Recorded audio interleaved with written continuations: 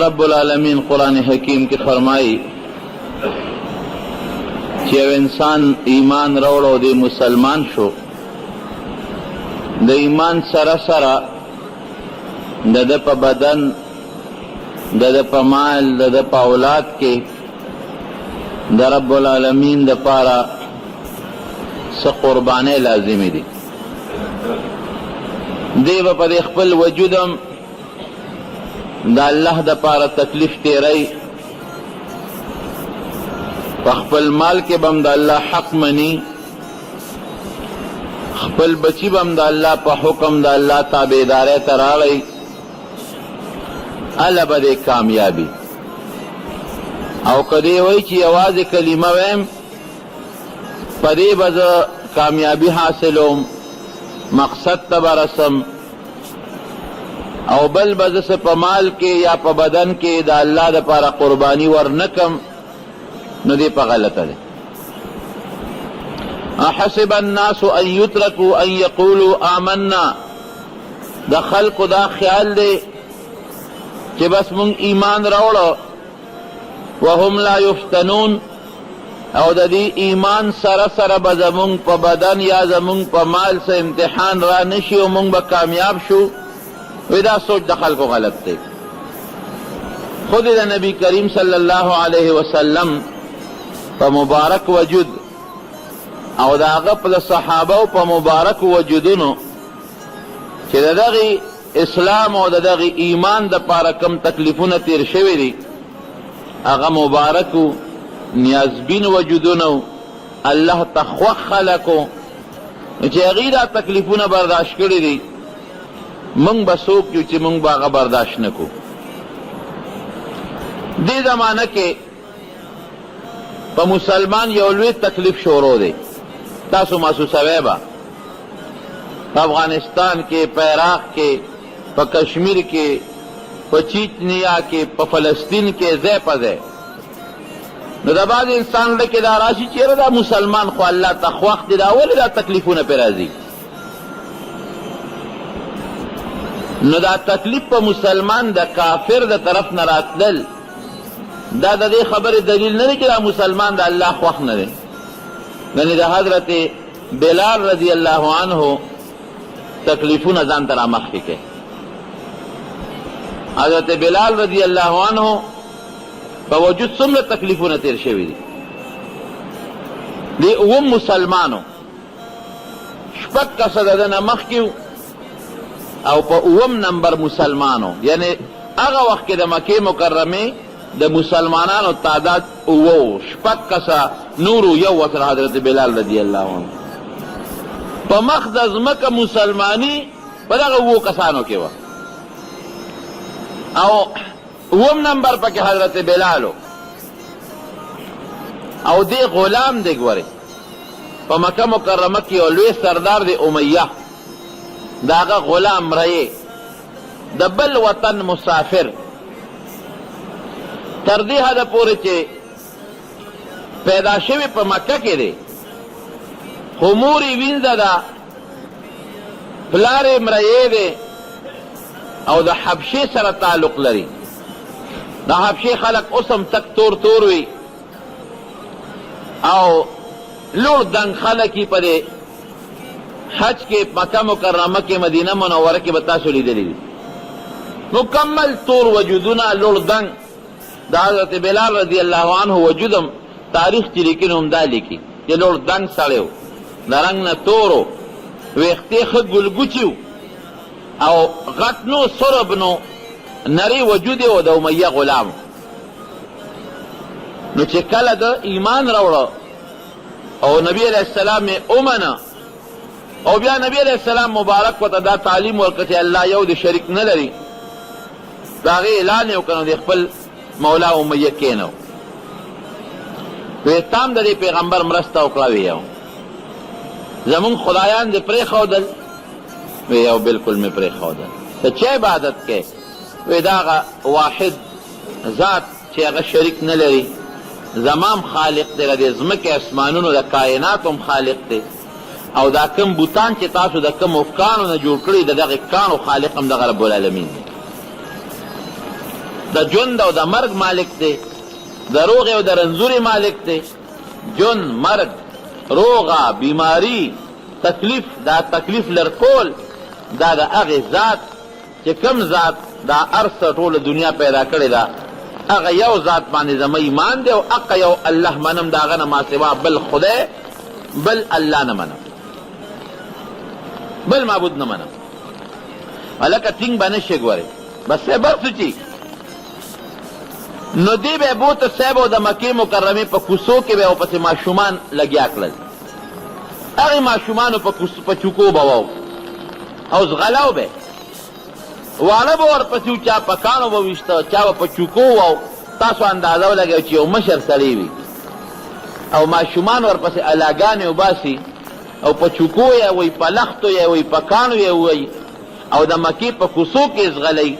د هغه تکلیفونو سره او د والو ټکولو نه علاوه بېعزتي څومره شوه. لیکن د دې سره سره چې ده به غزار خوړه په لرګي باندې یا په کاڼي،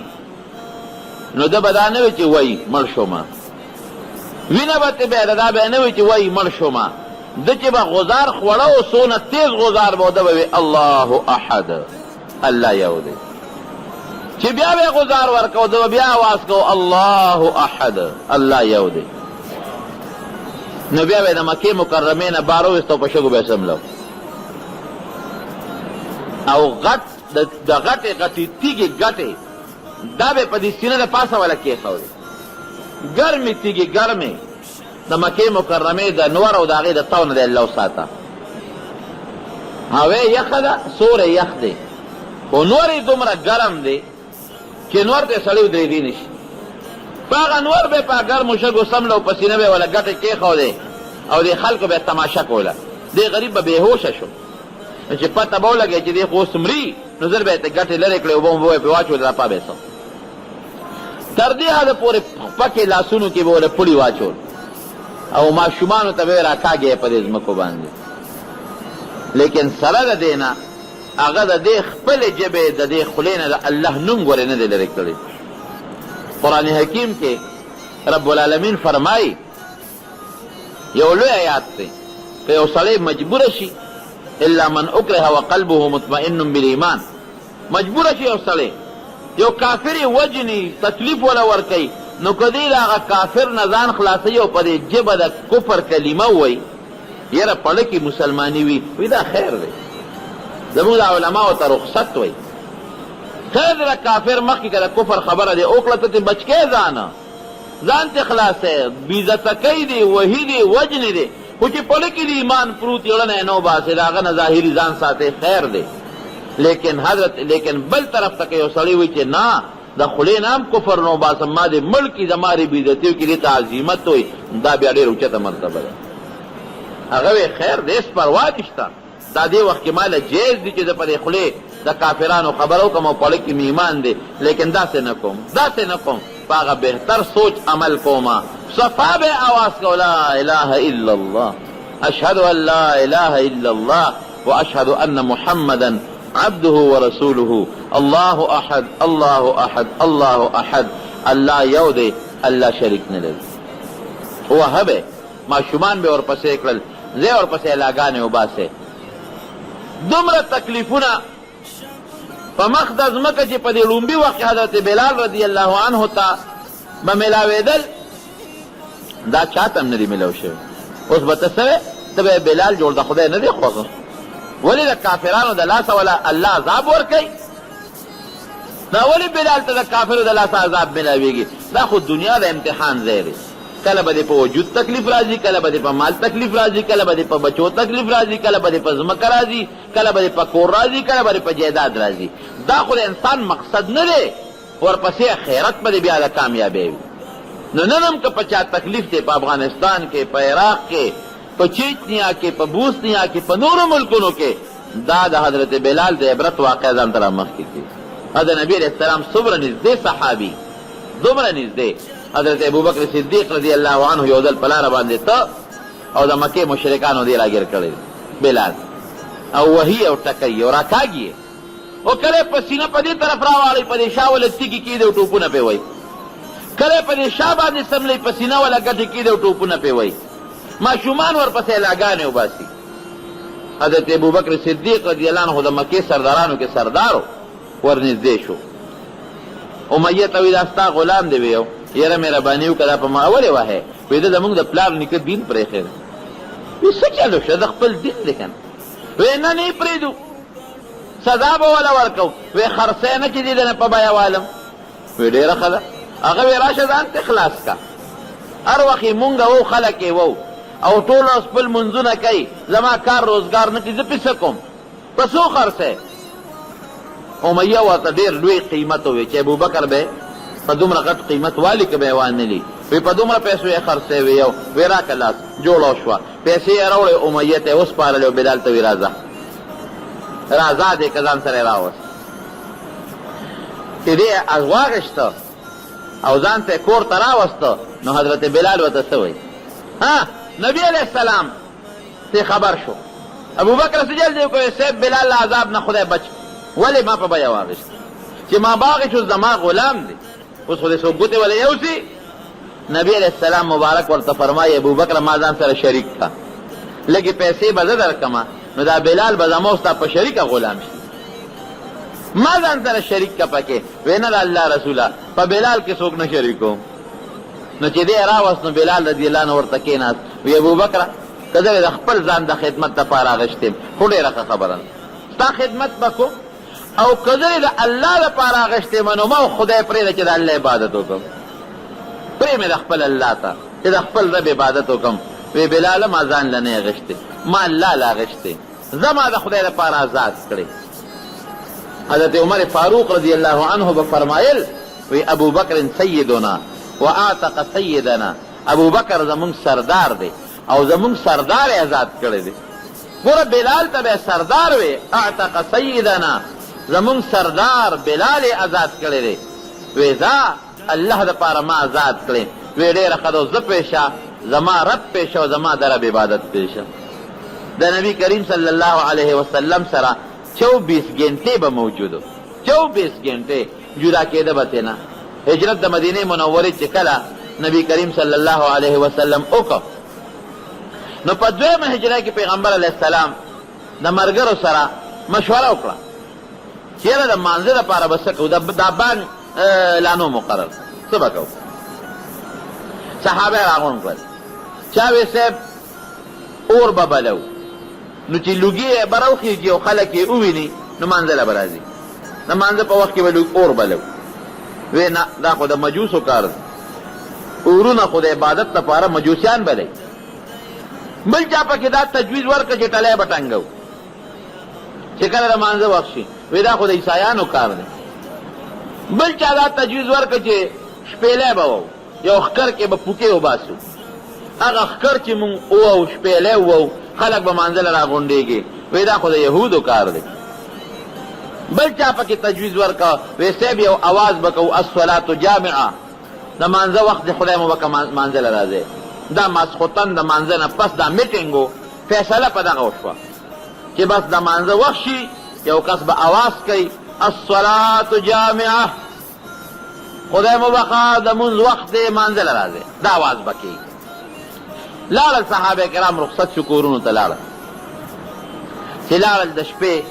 عبدالله ابن زید ابن عبد ربه دا یو صحابي دی د نبی علیہ السلام د خوب ولید وی د مدینې منورې په بازار کې روان یم یو سړي سره ټلی ده هغه ټلی خرڅی زه ورغلم د الله بنده دا ټلی خرڅی وی هغې وی چې او ته پې څه کوې وی مې چې دا به مونږ د مانځه دپاره او ټنګو خلک به پرې رابلو اوس خوب یې نه که نه سړی ورته وایي د دې ټلی نه یو ښه شی درته نه ښیم چې خلک پې مانځه له بلې وی وښایه دا بانګ یې ورته وکړه الله اکبر الله اکبر الله اکبر الله اکبر اشهد ان لا اله الا الله اشهد ان لا اله الا الله الله اکبر الله ډېر لوی دی الله سره هیڅوک برابر نه دي زه ګوی ورکوم د دې خبرې چې الله سره شریک نشته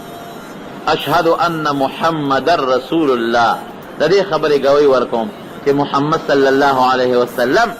دا الله برگزیده پیغمبر دی او زمون د هدایت لپاره الله را لېږلی دی. حي على الصلاة اے خلق منزل راشي. حي على الصلاة اے خلق منزل راشي. حي على الفلاح اے خلق کامیابی لراشه، دا کامیابی عبادت لراشه، دا کامیابی ځای لراشه. بیا وی الله اکبر الله اکبر، الله ډیر لوی دی، الله ډیر لوی دی. لا اله الا الله، د عبادت لایق ما سوا د رب العالمین نه بل څوک نشته. دا بانګې وتاو او اقامت یې وتاو خو ویل اول به داسې وې او چې بیا کله مانځه ته ودرېږې نو بیا به اقامت وې، قد قامت الصلاة به پکې وې چې خدای مو بخه مونځ قایم شو، مونځ ته جمع ودرېده. راځئ دی چې د خوب نه راویښ شو په منډه راغی نبي کریم. دا اصلي خوب سړی د پېشمني وخت کې نیسي عموما ویني. راغی نبي علیه السلام له وی د الله رسوله ما خو بېګا داسې خوب ولید، یو سړي ټلی خرڅوله بازار کې. مې چې دا خرڅی نه وی ولې نه څه پکې مې چې په دې مانځله خلک بلو. وی ښه شی راته ښیم. مې چې وښایه وی دا بانګ یې راته وښو. نبي علیه السلام وبه څنګه بانګ ورته یې واورم چې وویله وی انها لرؤیا حق ان شاء الله، دا رښتونی خوب رښتونی خوب. پیغمبر علیه السلام چې معراج ته تللی و دا بانګ یې اورېدلی خو دا ورته پته نه وه چې څه دپاره دا بانګ دی. هلته یې د فرشتې نه بانګ واورېد،